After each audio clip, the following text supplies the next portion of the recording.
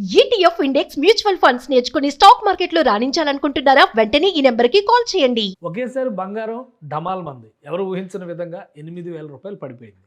మరోవైపు పెట్రో మంటలు రెడీ అంటూ వార్నింగ్ బెల్స్ మోగుతున్నాయి. పశ్చిమాసియాలో జరుగుతున్నటువంటి యుద్ధ ప్రభావం వల్లనే ఈ ధరల హెచ్చుతగ్గులు జరుగుతున్నాయా?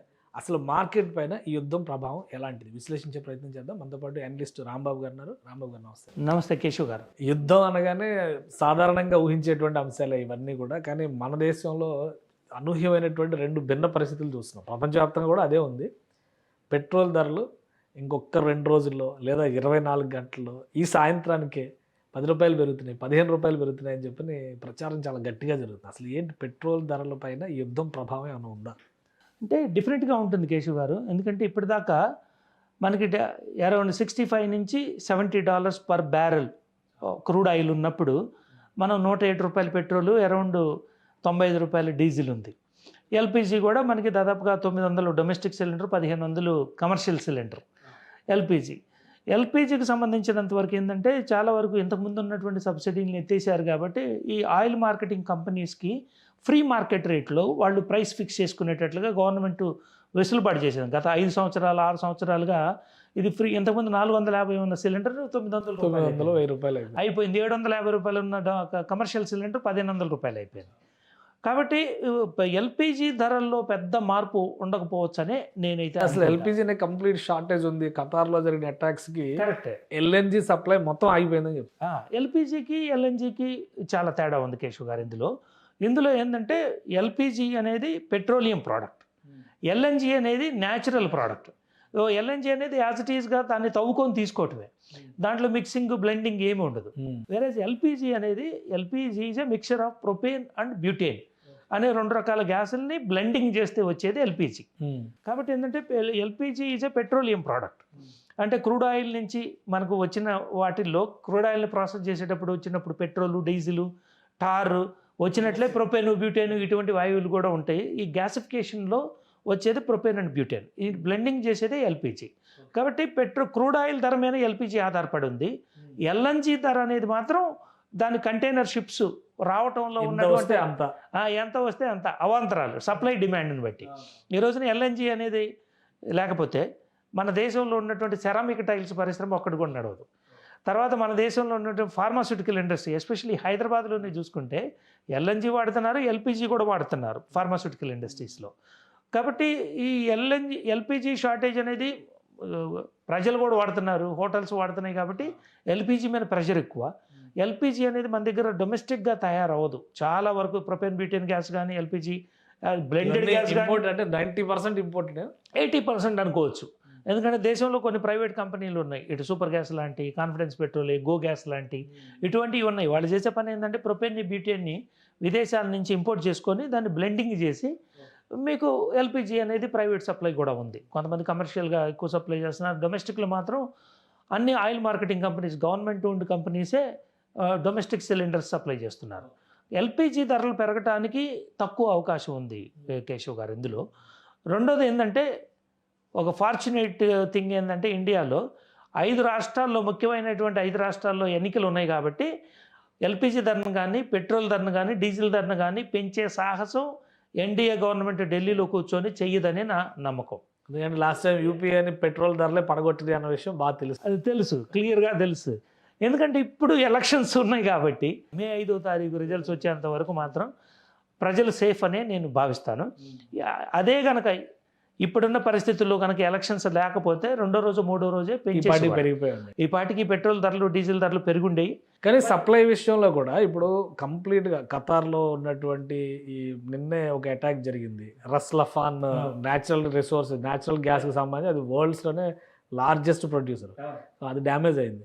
3 నుంచి 5 సంవత్సరాలు పడుతుంది అంటున్నారు. ఈ ఆరామ్కో లాంటి పెద్ద సౌదీకి సంబంధించినటువంటి పెద్ద రిఫైనరీలు డ్యామేజ్ అయినాయి. ఒకవైపు హోర్ముజ్ నుంచి ఇండియాకి సంబంధించిన షిప్పుల్ని పంపిస్తూ ఉంటూనే సప్లైని ఎక్కడైతే ప్రొడక్షన్ ఉంటుందో అక్కడ డ్యామేజ్ చేస్తున్నారు. సో మనకు ఖచ్చితంగా దాని ఎఫెక్ట్ పడుతుందా, లేదా ఆల్టర్నేటివ్ సోర్సెస్ ఏమైనా ఉన్నాయా? ఇంకా డెఫినెట్గా ఎఫెక్ట్ పడుతుంది. మనకే కాదు, ప్రపంచం మొత్తానికి పడుతుంది కేశవ్ గారు. ఇందులో ఏంటంటే దీంట్లో ఉన్నటువంటి బిగ్గెస్ట్ కల్ప్రిట్ ఇజ్రాయెల్ అని చెప్పుకోవచ్చు. ఎందుకంటే ఇరాన్లోని పెద్ద bar of oil gas field మీద ఇజ్రాయెల్ విమానాలు దాడి చేసి మొత్తాన్ని నాశనం చేయబట్టే దానికి రివెంజ్ తీసుకున్నట్లుగా వీళ్ళు ఖతార్లో మొత్తం అన్ని అక్కడ ఉన్న అక్కడ వ్యవస్థలన్నీ- ఉన్నటువంటి మా గ్యాస్ ఇన్ఫ్రాస్ట్రక్చర్, మా పెట్రోలియం ఇన్ఫ్రాస్ట్రక్చర్ మీద, మా క్రూడ్ ఆయిల్ స్టేషన్స్ మీద, పంపింగ్ స్టేషన్స్ మీద మీరు దాడి చేస్తే వాళ్ళు కొలెటరల్ డ్యామేజ్ చేస్తారు, న్యాచురల్గా చేస్తారు. దీని అంతటికి కారణం ఇజ్రాయెల్నే మనం బ్లేమ్ చేయాలి. ఇండియాలో మనం ఎదుర్కొనే వంట గ్యాస్కి కొరతకు కానీ, లేకపోతే పెట్రోల్ డీజిల్ మీదటువంటి పడబోయే ప్రమాదం దాని నుంచి కానీ, వీటన్నిటికీ మూల కారణం ఇజ్రాయెల్ అండ్ అమెరికానే, ఇందులో ఎటువంటి డౌట్ లేదు. బట్ లక్కీగా ఏంటంటే ధరల విషయంలో మాత్రం ఎలక్షన్స్ ఉన్నాయి కాబట్టి కొంత సేఫ్ అయ్యాం. ప్రజలు ఇండియన్స్ కొంచెం సేఫ్ అయ్యారని భావిస్తాం. కనీసం ఒక నెలన్నర పాటు, ఈ నెలన్నరలో వస్తే సమస్య ఉండదు, పరిస్థితులు అనుకూలించవచ్చు, పరిస్థితులు మారచ్చు. తర్వాత ఏంటంటే పెట్రోలియం మార్కెటింగ్ కంపెనీస్ ధరలు పెంచేంత డేరింగ్ స్టెప్ తీసుకోవని నేను అనుకుంటున్నా. బట్ యూ నెవర్ నో, ఎందుకంటే ఇప్పుడు బియాండ్ ది కెపాసిటీ కనుక అయినట్లయితే ఆయిల్ మార్కెటింగ్ కంపెనీలు సింక్ అయ్యే పరిస్థితి కనుక వస్తే ఆటోమేటిక్గా government May allow them to increase the prices. అసలు ఈ గోల్డ్ పరిస్థితి ఏంటంటే, గోల్డ్ కూడా ఎవరు ఊహించలేదు, ఒకేసారి 8,000 పడిపోయింది. యుద్ధం ఇప్పుడు కొంచెం తగ్గింది, యుద్ధం హడావుడి. వారం క్రితం చాలా హెవీ పీక్ లెవెల్లో యుద్ధం జరుగుతున్నప్పుడు కూడా గోల్డ్ మాత్రం కిందకి పడిపోతున్నారు పడలా.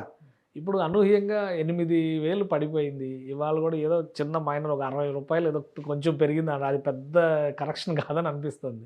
ఏంటి గోల్డ్కి దీనికి ఏమైనా సంబంధం ఉందా? డెఫినెట్గా ఉంటుంది కేశవ్ గారు. ఇందులో బంగారం ధరలు ఎప్పుడైనా సరే స్టేబుల్ ఎకానమీలో స్లైట్గా కనుక షేర్ మార్కెట్ పర్ఫార్మెన్స్ తక్కువగా ఉన్నప్పుడు గోల్డ్ మీద ఆల్టర్నేటివ్ ఇన్వెస్ట్మెంట్గా చేస్తారు.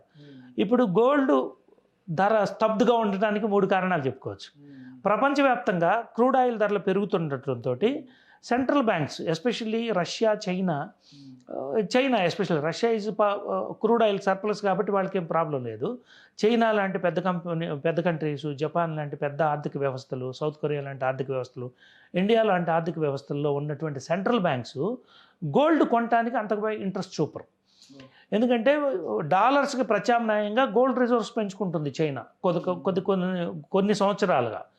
ప్రత్యామ్నాయంగా డాలర్ని అంత బలపడనేయకూడదు, మనం బంగారం నిల్వల్లోనే ఫారిన్ రిజర్వ్స్ ఉండాలనే ఉద్దేశంతో చైనా ఓపెన్ మార్కెట్లో గోల్డ్ కొనకపోవడం అనేది ఒక ఎత్తు అయితే, రెండోది ఇండియన్ సెంట్రల్ బ్యాంక్ కూడా గోల్డ్ కొంటలేదు. లేకపోతే 8 టన్నుల నుంచి 10 టన్నులు ప్రతి ఏటా రిజర్వ్ బ్యాంక్ ఆఫ్ ఇండియా కొంటుంది. అంటే ప్రపంచవ్యాప్తంగా పెద్ద ఎకానమీస్, పెద్ద సెంట్రల్ బ్యాంక్స్ గోల్డ్ కొనడానికి అంత ఆసక్తి చూపవు. ఎందుకంటే ఇప్పుడు వచ్చే ఇన్ఫ్లేషన్, క్రూడ్ ఆయిల్ ధర పెరిగితే ప్రపంచవ్యాప్తంగా దాన్ని అంటే ప్రభావం ఉంటుంది, ఎకానమీలో ప్రతి సప్లై చైన్ని ఎఫెక్ట్ చేస్తుంది అది. కాబట్టి గోల్డ్ మీద పెట్టడానికి any central bank, any country కూడా ఇంట్రెస్ట్ చూపకపోవడం అనేది రెండో కారణం. మూడో కారణం ఏంటంటే దుబాయ్లో ఉన్నటువంటి అనిశ్చితి. దుబాయ్లో ప్రతిరోజు కూడా 20 నుంచి 25 టన్నుల గోల్డ్ ట్రేడ్ అవుతుంది అక్కడ. ఆఫ్రికా నుంచి వచ్చే గోల్డ్ కానీ, యూరోప్ నుంచి వచ్చే గోల్డ్ కానీ, ఇక్కడ ట్రేడింగ్ యాక్టివిటీ అనేది ఆగిపోవటం వల్ల, దుబాయ్లో గోల్డ్ ట్రేడింగ్ యాక్టివిటీ ఆగిపోవటం వలన కూడా గోల్డ్ ప్రైసులు తగ్గటానికి లేకపోతే స్తబ్దుగా ఉండటానికి ఒక కారణం. అంతే తప్ప ప్రజల్లో రీటైల్ మార్కెట్లో డిమాండ్ తగ్గిందనో లేకపోతే ఇవన్నీ కారణాలు కాదు. కానీ ఈ ట్రెండ్ యుద్ధం ఉన్నన్ని రోజులు కొనసాగే అవకాశం ఉంటుంది, బియాండ్ దట్ కూడా కొనసాగవచ్చు. ఎందుకంటే ఇప్పుడు ఈ రోజున మనం క్రూడ్ ఆయిల్ నిన్న $118 పర్ బ్యారెల్ అయింది. ఈ రోజున ఒక $3 తగ్గినట్టుగా మనకి ఇండికేషన్స్ వస్తుంది. ఇంకా 2 నెలలు, ఇంకో ఈ నెలాఖరికి యుద్ధం జరిగితే ఏప్రిల్ ఎండింగ్ వరకు జరిగితే $180 వెళ్ళిపోద్ది అంటున్నారు. అంటే ఇరాన్ యొక్క ఉద్దేశం ఏంటంటే దాన్ని $180 నుంచి $200 తీసుకెళ్తే ప్రపంచ ఆర్థిక వ్యవస్థ మొత్తం కూడా ట్రంప్ అండ్ నెతన్యాహు మీద ప్రెజర్ పెట్టి వాళ్ళని ఒక దోషులుగా చిత్రీకరించే ఒక సాఫ్ట్ వార్ఫేర్ స్ట్రాటజీ అన్నమాట ఇది. అంటే డొనాల్డ్ ట్రంప్ని, బెంజమిన్ నెతన్యాహుని ఒక విలన్స్గా చిత్రీకరించే ఒక ఎత్తుగడ ఇరాన్ వేస్తుంది. అంటే యుద్ధ క్షేత్రంలోనే కాదు, బయట కూడా ఒక సాఫ్ట్ వార్ఫేర్ స్ట్రాటజీ అన్నమాట ఇది.